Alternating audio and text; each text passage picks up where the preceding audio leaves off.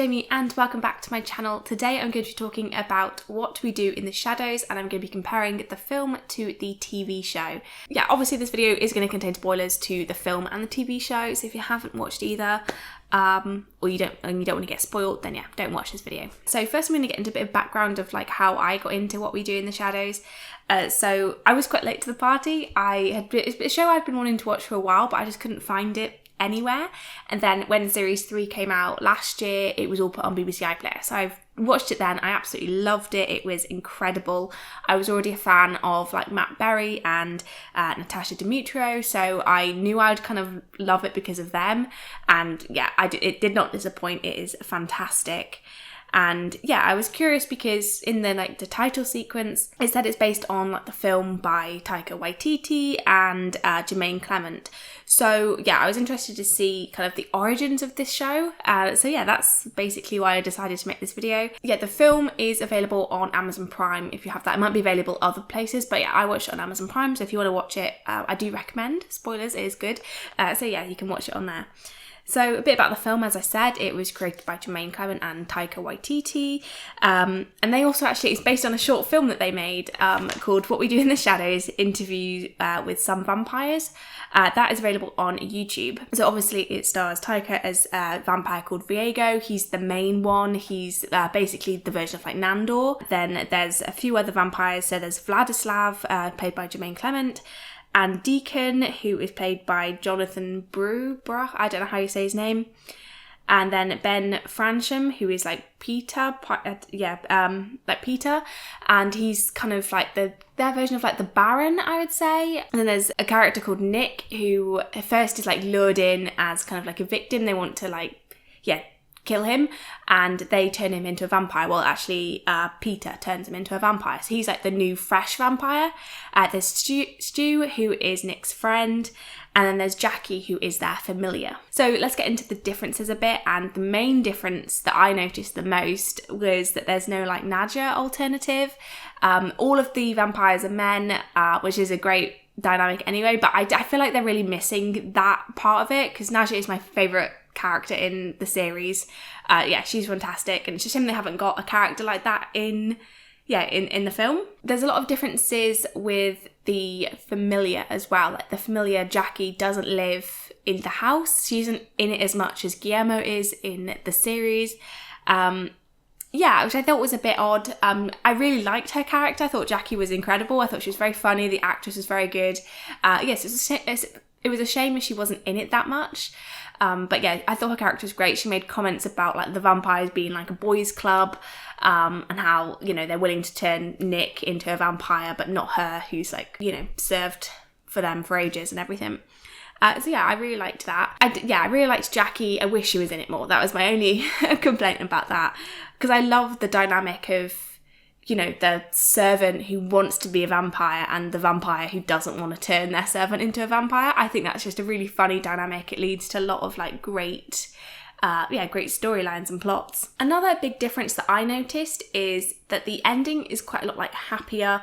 I'd say it's definitely a more kind of like closed ending, whereas the series is a bit more open-ended from episode to episode. That's how like sitcoms work. And yeah, so it's a lot of like a happier ending, I would say. So a couple of examples. We do have Jackie the familiar being turned into a vampire at the end, showing like the end credit bits. And I do actually love that because her husband becomes her familiar. So I think that's really funny. And I think just that could be a show or a film in itself. Like a vampire with like a husband who's human, or like vice versa. And yeah, I thought that was really funny, and I do like it that Jackie got what she wanted. And it's kind of like one of those things with Guillermo where we like really want him to be a vampire, or like I at least I want him to be happy. But yeah, so that's interesting to me. And also there is kind of like a friendlier relationship between the vampires and the werewolves. In the series they like hate each other, and yeah, they fight all the time. In the film, there's like kind of like tension between them, but Stu gets turned into a werewolf, and then he invites him into the house, and like they talk a lot and stuff, which I don't really see that happening much in the show. So they kind of like become friends. Obviously there's kind of like the backhanded comments about like the werewolf smelling bad and everything, but there's less tension between them. Another thing that I thought was kind of like a very like perfect ending was that Viego does end up with Catherine, who, if we remember with Nandor in this series, he falls in love with like, you know, this like older woman who has been in and out of his life. Yeah, he like proposes, he wants to turn her into a vampire, but then she's kind of like off with the werewolves and stuff like that. That we've got an element of that with Catherine in this one, in the film. But at the end, he ends up turning into a vampire and they live like happily ever after. Now this, I don't think, it's not a bad chain, like it isn't like a bad thing. It's just interesting how much of like a closed, like happier ending we get in the film compared to the TV show. Yeah, I just think that's such an interesting change that's been made. That might be because like sitcoms rarely ever like make big changes. It's very difficult for sitcoms to like introduce a new character or take a new character out, because it's kind of like maintaining the equilibrium. So the point of the series is Guillermo is probably never going to become a vampire. If he does, it's going to be like right at the end, and like right at the end of the series. You know, sitcoms, a big part of the sitcom is each episode has to maintain the equilibrium. So we have the start, which is normal, then a problem arises or something like that, and then the rest of the episode is funny, trying to solve that problem, and we end up pretty much back to where we started at the beginning of the episode. Now that's like the very basic structure of the sitcom. We've kind of evolved from that, and like, you know, changes are being able to make, you know, things do go across different episodes, but they're, you know, they're self-contained. They're not really like changed too much. And I guess with the film, like they've just got the one film. Yeah, so they kind of want it to be a closed ending. Like, I didn't really have many questions for the film. Like, it was very satisfying ending. So yeah, it's a very good thing. But yeah, I just think it's a very like cool change that they've done. Like just a cool comparison between them. Another thing I would say is that the film is less kind of like sexual or risque. Like we have in the TV show, Laszlo and Nadia, like they're doing it all the time. It's like a big part of the series. It's a big like characteristic of the vampires. We don't really get that in the film. The only exception to that would be with Vladislav and like his girlfriend. I can't remember the name of her, but yeah, that's kind of like, again, like an on and off relationship. And yeah, at the end they end up back together, but he's like, yeah, we're not gonna last. Like they just like fight all the time as well. So that's the only aspect of it that I can see in the film. But yeah, the TV show is just so much more sexual than the film. So yeah, depending what you like more. Yeah, but I think it really suits the kind of vampire thing. Like that is something that is like talked about a lot with vampires. Again, just probably because it's a film, it's got shorter time to kind of like develop things. There's less like exploration of the lore of vampires. So like, you know, in the TV show, we have, they're kind of looking at the energy vampires. They're looking at the Vampiric Council, stuff like that. And again, on that, there's no energy vampire in the film. They're all just like regular vampires. The only kind of like different one would be that Nick is new, and he's kind of like still figuring it out. And I guess Stu becomes a werewolf. That's the only like different kind of mythical creature that we have. Yeah, and again, there are less, again, probably just because the film has less time to work with, and the sitcom can create more and more plots. So less like other like beings. Like in the TV show, we have witches, we have ghosts, and yeah, and sirens. So yeah, there's definitely less mythical beings and stuff in the film, but that's a good choice because we don't want it to be too overcrowded. It works very well as it is. It's kind of simple, a bit low-key, and when there is like madness, it really like shows through, whereas the TV show is pretty much just all madness the whole time. So obviously there are loads of similarities. I'm pretty sure Taika and Jemaine did work on the sitcom as well. So yeah, there are a lot of similarities. The style is the same. So it's in the same kind of like mockumentary format.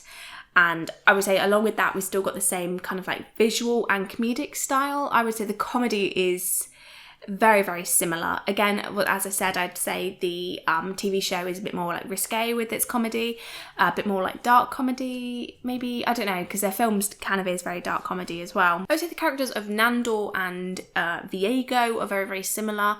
I would say that's the character that's been translated like the most correctly. That's the wrong word, but you know what I mean. To the series, they're very, very similar in their mannerisms, their characteristics. Yeah, just the way they like talk, I think, yeah, it's just that character is so great, and I'm glad they kept it.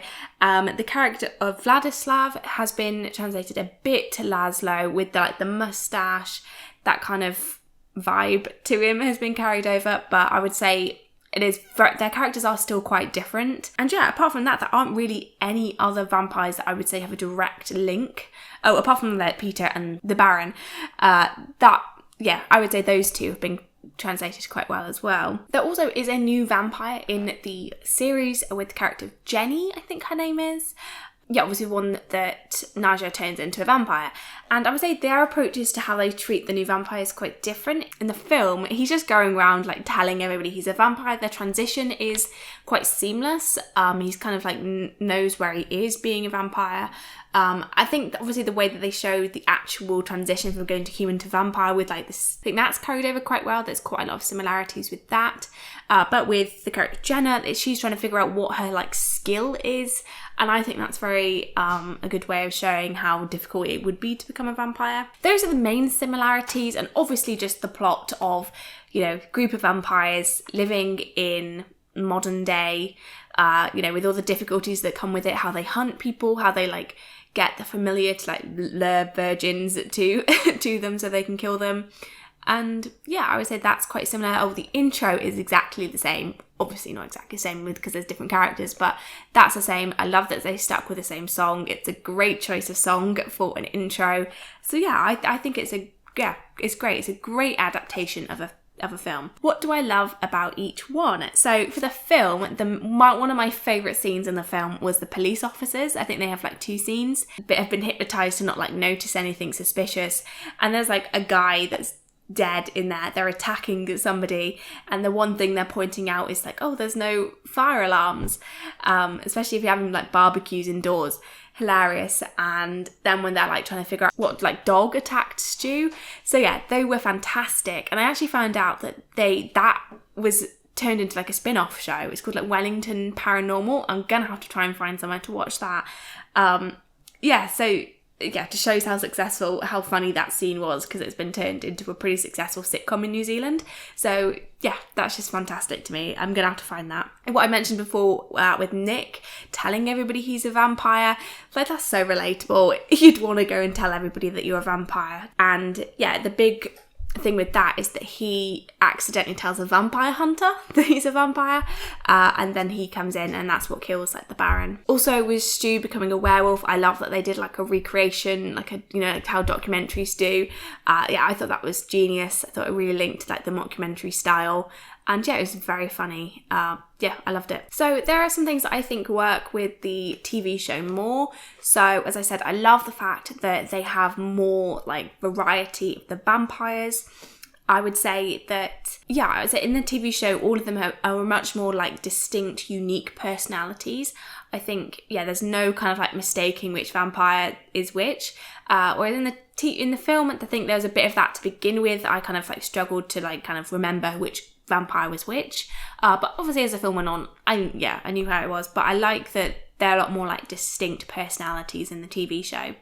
And again, because Colin Robinson, you're not going to mistake him for anybody else.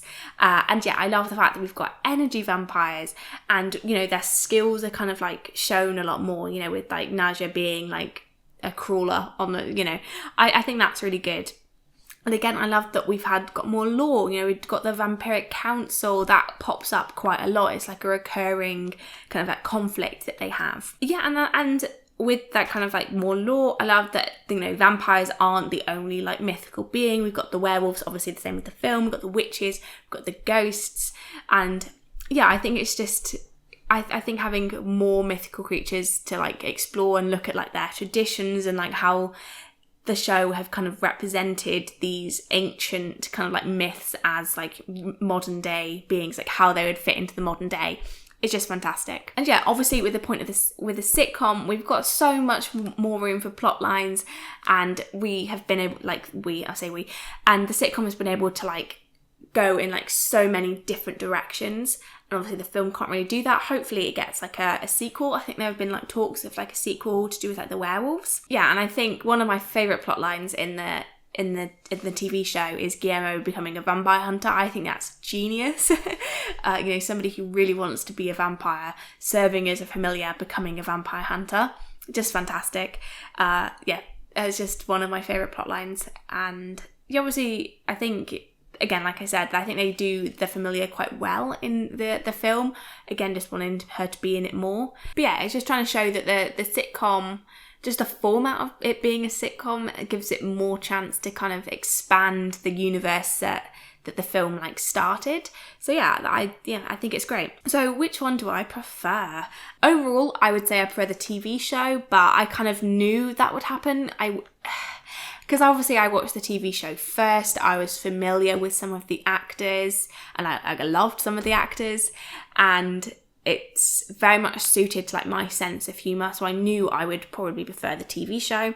However, the film did not disappoint in any way. The film is fantastic. I think the fact that this one film that, even though it did very well in terms of critical reviews, it didn't have a massive box office viewing. I didn't even hear of it until I watched the show. But the fact that this smallish, more medium-sized film has managed to lead to 2 spin-offs, or an adaptation and a spin-off, it's just fantastic. I think that it just shows the genius of Taika Waititi and Jemaine Clement. Just absolute genius from those two. But the main thing I love about the sitcom is that we have more of it. We've got, 30-minute episodes compared to 1.5 hour film. So there's so much more for development, and we can kind of learn a lot more about the vampires than we can do in an hour and a half. And I love how eccentric, developed, unique the characters are in the TV show. And the fact that they don't have a Naja alternative is always going to be minus points for me for the film, because I think she's just an incredible character.